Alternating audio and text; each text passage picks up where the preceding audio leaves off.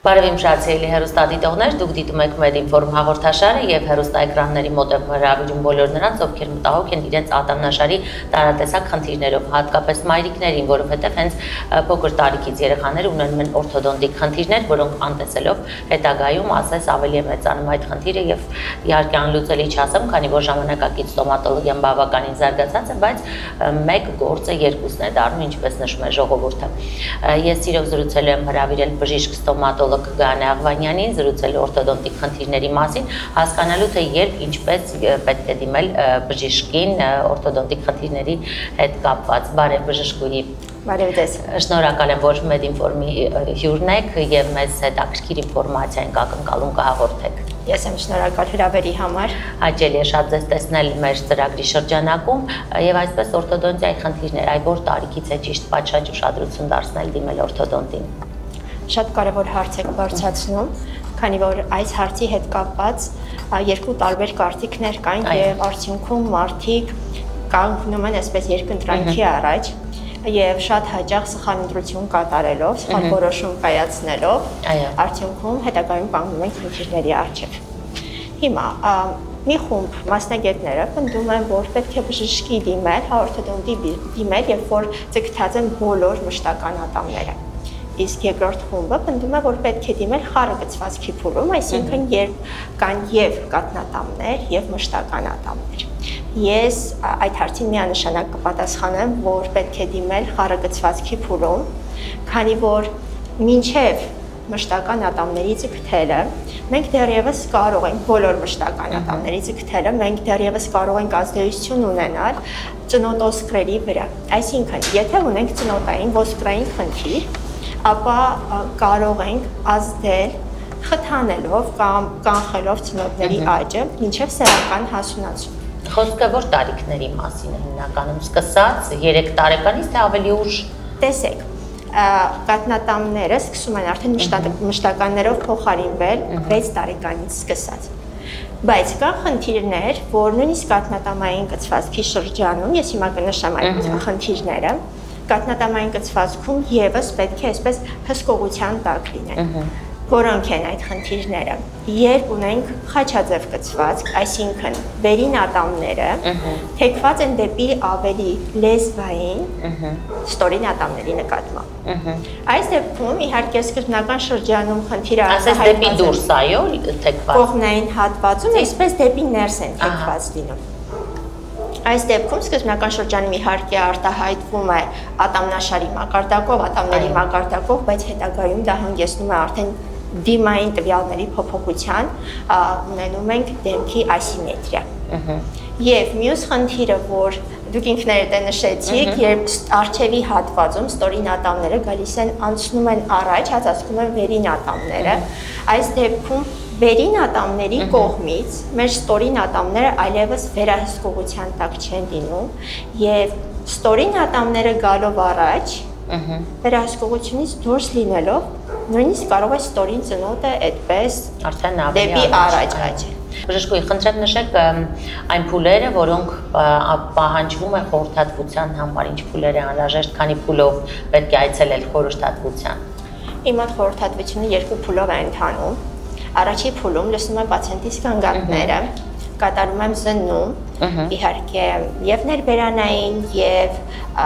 արտաքին զննում, որովհետեւ օրթոդոնտիկ բուժման միջոցով ես ազդեցություն եմ ունենում նաև դիմային տվյալների վրա, գնահատում եմ դեմքի համաչափությունը, պրոֆիլը, այնուհետև ուղղորդում եմ ռենտգեն հետազոտությունների եւ այդ ողջ ինֆորմացիան հավաքելով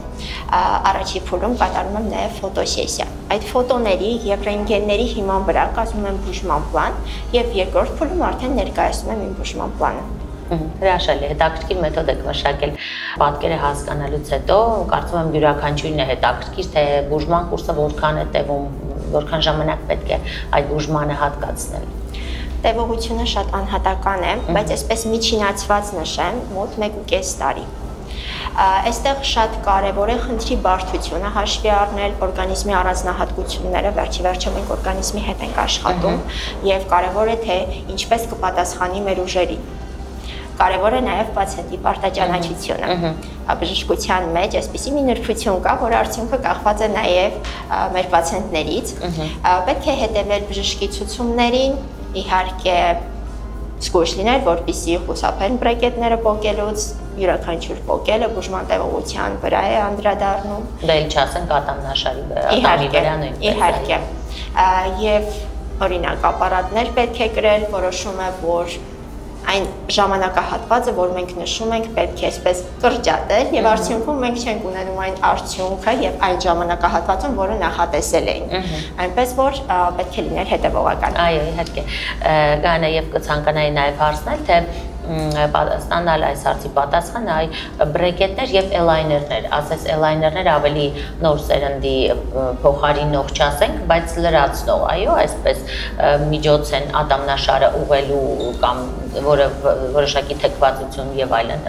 ծնոտի չասենք ատամնաշարի ուղղելու համար։ Ինչ է իրենցից ներկայացնում էլայներները եւ արդյոք դրանք իսկապես բրեկետի ուժի չափով կարող են ուղղել ծուռ ատամնաշարը։ Այսօր էլայներները իսկապես մեծ կիրառություն են սկսում գտնել եւ փոխարինել բրեկետներին։ Դրանց միջոցով իհարկե մենք կարողանում ենք ատամնաշարի լիարժեք ուղղում ապահովել։ Այն մարդիկ, ովքեր որ խուսափում են, հա, բրեկետներից կաշկանդվում են, դրանց համար դա հիանալի եղանակ է, քանի որ դրանք շարժական ապարատներ են, հա, կապաների մի ամբողջական շարք է, որը հերթականությամբ փոխելով կարողանում ենք ստանալ այն արդյունքը, որը ի սկզբանե նախատեսված է եղել։ Բայց իսկապես կարողանում են այդ թեթև փափուկ թվացող սարքավորումները ապահովել նույն արդյունքը, ինչ որ այդ մետաղյա բրեկետները, օրինակ։ Դրանք իրականում այդքան էլ փափուկ սարքեր չեն, նրանց ուժը իհարկե հնարավորություն է տալիս լիարժեք ուղղել ատամները։ Գանա, իսկ ճիշտ է, որ բրեկետները կարող են ախտահարել ատամները, որևէ կերպ կամ փչացնել կամ արտաքին տեսքը կամ առհասարակ, խնդրեմ։ Այսպիսի մի սխալ կարծիք կա տարածված, որ բրեկետներից ատամները ախտահարվում են, բայց մի փոքրիկ շտկում մտցնեմ, ոչ թե բրեկետներից են ախտահարվում, այլ իհարկե բրեկետները այսպես կոչված ռետենցիոն կետեր են ստեղծում, այսինքն տարածություններ, որտեղ սնունդը հեշտ է կուտակվում, բայց ոչ թե բրեկետներից են վնասվում, այլ վատ խնամքի արդյունքում։ Պետք է նորից այստեղ գալիս եմ նրան, որ պետք է հետևել բժշկի ցուցումներին, բրեկետները ֆիքսելուց հետո պարտադիր տրվում են բոլոր ցուցումները, նշվում են, ինչ խոզանակներ պետք է օգտագործել, ինչպես պետք է խնամքը իրականացնել, ինչ հաճախականությամբ պետք է ատամները լվանալ։ Իսկ այդ էլայներներ կամ բրեկետներ կրելուց առաջ կարելի է ատամները ենթարկել սպիտակեցման, այդ process-ի հետո նոր կրել դրանք։ Կարելի է իրականացնել պրոֆեսիոնալ հիգիենա, այսինքն մաքրում, բայց սպիտակեցում խորհուրդ չի տրվում։ Ավարտից հետո, անպայման, դա պետք է իրականացնել արդեն բուժումը ավարտելուց հետո։ Շատ լավ, դուք շարունակեք խնդրեմ բրեկետների խնամքի թեման, այսինքն այդ ամենը պահպանելով մենք այլևս չենք վնասի, այո, ատամը։ Անպայման, իդեալական հիգիենայի դեպքում ատամները լիարժեք առողջ վիճակում են մնում։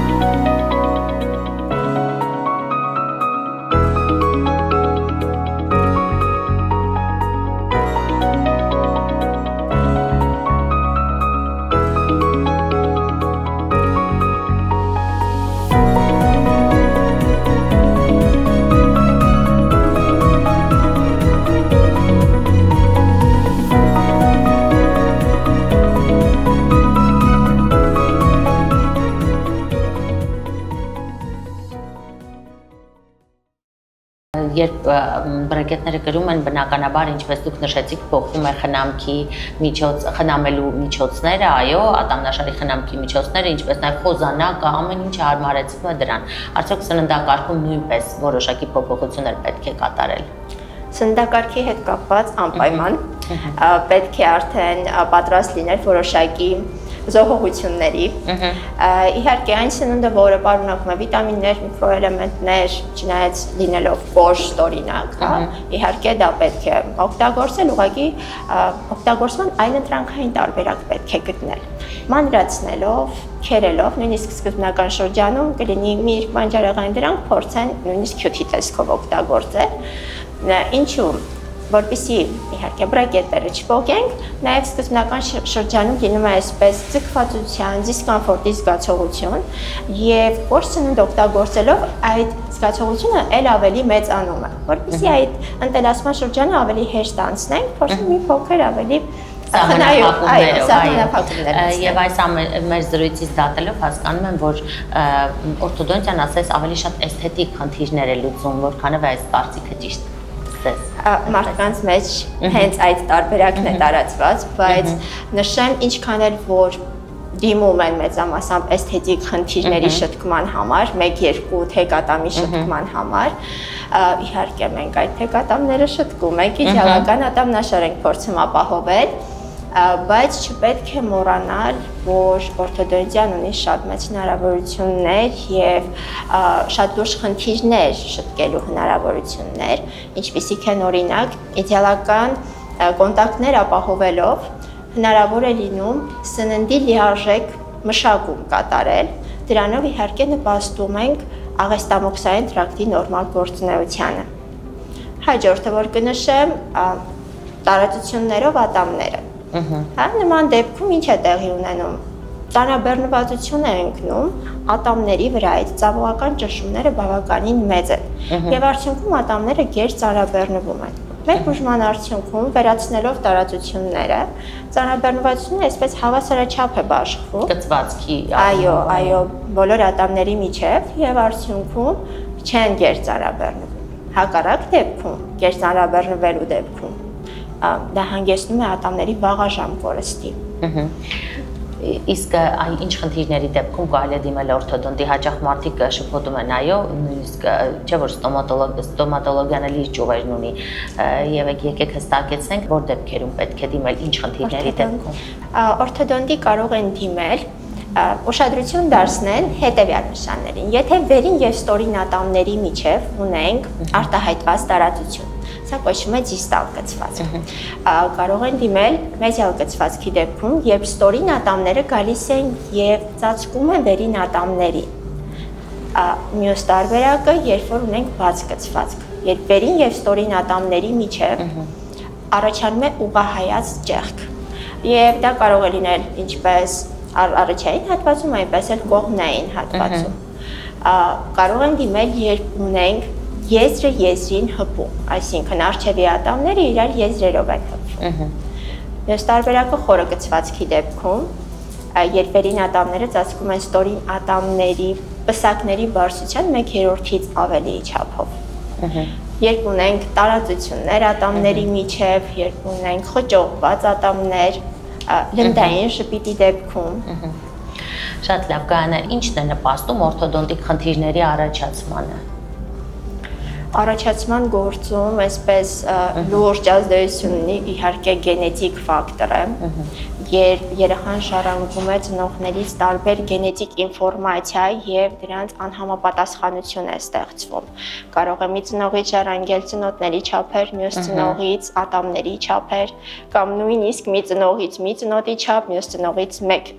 ծնոտի չափ։ Այսպիսով ստեղծվում են ատամնածնոտային անոմալիաներ։ Գործոնները բազմաթիվ են, բայց այս պահին կցանկանայի անդրադառնալ այն գործոններին, որոնց իմացությունը ծնողներին թույլ կտա կանխել օրթոդոնտիկ խնդիրների առաջացումը։ Առաջինը, որ կնշեմ, դա նորածնի սնուցման տեսակն է։ Ճիշտ է բնական սնուցումը, որի շնորհիվ ինչ է տեղի ունենում։ Տեսեք, երեխան երբ ծնվում է, նորածնի մոտ ստորին ծնոտը 10 մմ-ի չափով վերին ծնոտից հետ է գտնվում։ Դիստալ դիրքում է գտնվում։ Եվ բնական սնուցման միջոցով մկանների աշխատանքի շնորհիվ տեղի է ունենում ծնոտի աճ։ Եվ մինչև 1 տարեկան արդեն ծնոտը գտնվում է իր ճիշտ դիրքում։ Երբ արհեստական սնուցմամբ է տեղի ունենում, սնուցումը, այս դեպքում մկանները բավականաչափ աշխատանք չեն կատարում եւ արդյունքում ծնոտը մնում է հետ դիրքում։ Խորհուրդ կտայի, որպեսզի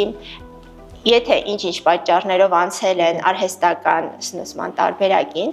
փորձեն հնարավորինս մոտեցնել բնական սնուցմանը, նույնիսկ երեխայի դիրքը, հա, այդ կիսապարկած դիրքում պահել եւ ծծակի անցքը լինի բավականաչափ փոքր, որպեսզի մկանները կատարեն հնարավորինս, այո, ջանք գործադրեն եւ աշխատանք կատարեն։ Ամեն ինչ ասես հաշվարկված է, չէ՞, բնության կողմից։ Բժշկուհի, իսկ հնարավոր է ծնոտի խնդիրների դեպքում միայն մի կողմանի բուժում կատարել, այսինքն կամ միայն վերին ծնոտը կամ միայն ստորին, այս դեպքում էֆեկտիվ է լինում ատամների ուղումը։